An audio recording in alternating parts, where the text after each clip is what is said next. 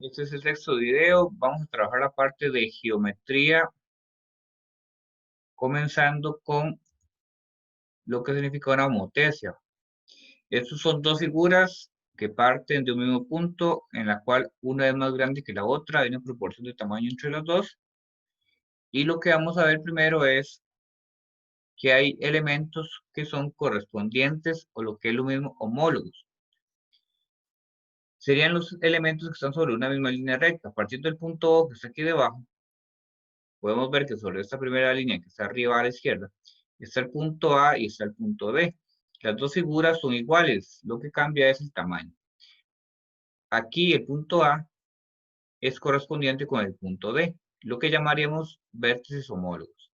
Luego el punto C corresponde con el punto E y el punto B corresponde con el punto F. Aquí están los dos juntos. Entonces, cuando hablamos de vértices homólogos, son los vértices o esquinas que corresponden de una figura con respecto a la otra, que están en la misma posición. Cuando hablamos de ángulos homólogos, es prácticamente lo mismo que acabamos de escribir de vértices, simplemente con este símbolo de ángulo delante de él. Vemos que es lo mismo, la segunda columna prácticamente con la misma, con la primera, pero con el símbolo de ángulos. Ahora, lo de los lados es que si yo tomo este lado AB, este AB corresponde con DF, que está aquí debajo, AB con DF. Si tomo este lado AC, ¿cuál está en la misma posición que AC? DE. Entonces aquí está AC y DE. Y el que nos faltaría es este. BC es lo mismo que FE. Aquí está. Ahí tenemos todos los lados que son correspondientes. Cuando son los lados, llevan esa rayita arriba, ¿verdad? Indicando que son lados. Esta línea pequeña arriba. Ahora, vamos a llamar la homotesia directa cuando una figura es más grande que la otra, pero las dos tienen, por decirlo así, la misma posición.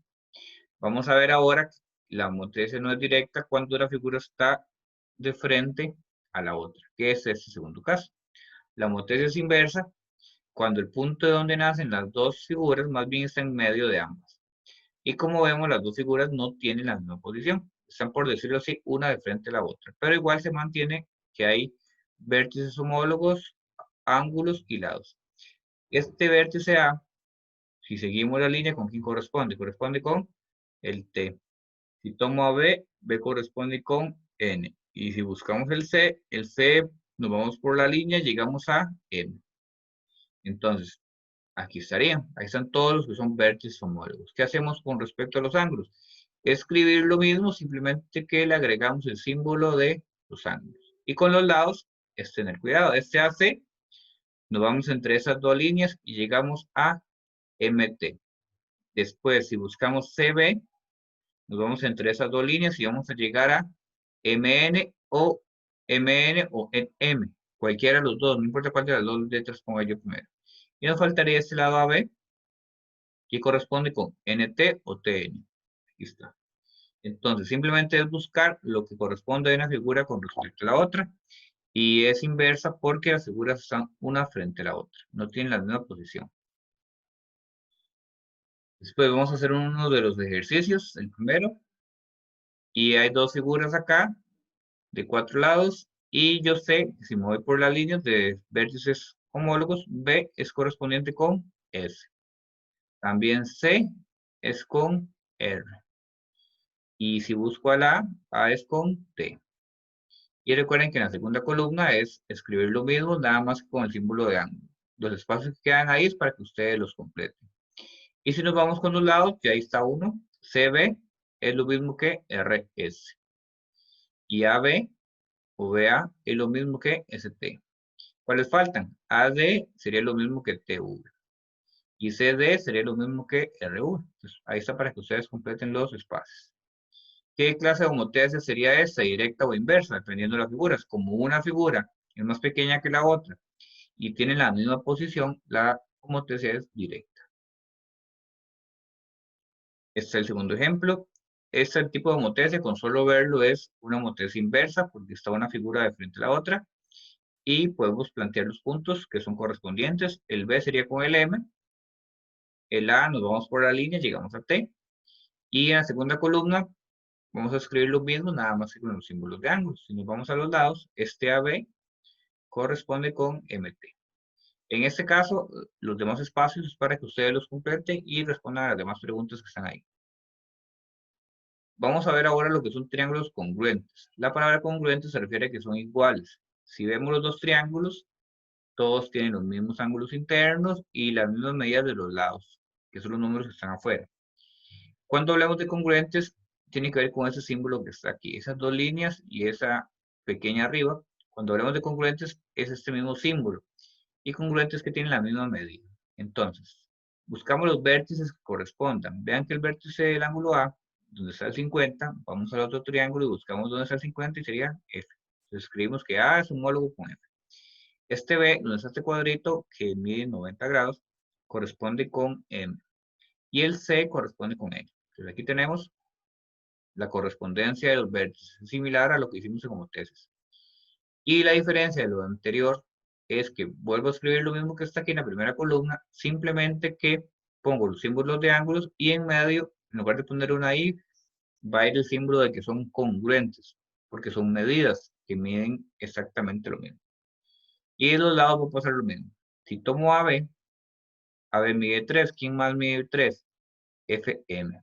Aquí está.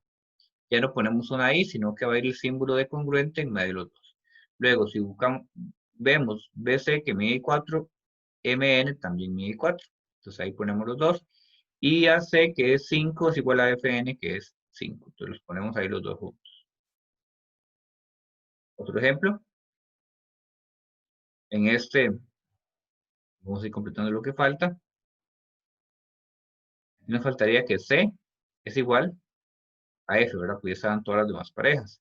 Algo importante, la suma de los tres ángulos internos en cualquier triángulo siempre es 180. Si sumamos esos tres, los podemos comprobar. Ahora, si este ángulo es 50, este que está aquí abajo, en medio del lado 7 y el 8, sería el mismo que este 60. Entonces, aquí debajo sería 60. Y después, si planteo lo de los ángulos, ya tenemos que B es igual a E, A es igual a D, y con los lados tenemos que CB, que mide 8, es igual a FE, que mide 8. AB, que está aquí entre los ángulos de 70 y 50, es igual a este que es 12. Los demás espacios ustedes los pueden completar. ¿Cuál sería la medida de AB? AB es lo mismo que ED, o sea, sería 12. Ustedes lo completan ahí. ¿Cuál es la medida del ángulo E? E es igual a B, o sea, es 70. Y pueden responder cuánto sería la medida del ángulo F. Y lo importante aquí es la conclusión que me pueden dar. Esta me indica que los dos triángulos, el triángulo ABC es congruente al triángulo DEF. El orden que me dan aquí, cuando yo escribo esta relación final, tiene que ir en orden. Esta primera letra A corresponde con el D. Aquí lo podemos comprobar en el cuadro. B tiene que corresponder con E. Ahí está en el cuadro. Y C tiene que ir con F. Vean que las tres letras de un triángulo tienen que corresponder en orden con las tres letras del otro triángulo. Porque en casos como este 5, a mí me van a dar solamente esto, la relación que se establece sin las figuras. Entonces, con solo ver esto, yo tengo que saber que la primera letra que es F corresponde con K. Entonces, lo escribimos. Vértices homólogos F y K. Después, la que sigue, B, corresponde con R. Entonces, lo vamos anotando en el cuadro. Y C corresponde con S. Lo anotamos en el cuadro. Y recuerden que lo de los ángulos es lo mismo que ya escribimos en la primera columna, agregando el símbolo de congruente en medio de los ángulos. Ahí estarían todos. Y lo de los lados congruentes sería así. Las dos primeras letras del triángulo, que son FB, corresponden con las dos primeras del otro triángulo, que son KR. Las que siguen, BC, corresponde con RS. Y faltarían los extremos. FC corresponde con KS. Y podemos completar ese cuadro sin tener que las figuras, no hace falta los triángulos, con solamente esto, ya me están diciendo qué partes son iguales de un triángulo con respecto al otro. Esta es la parte de lo de geometría, pueden completar los que faltan.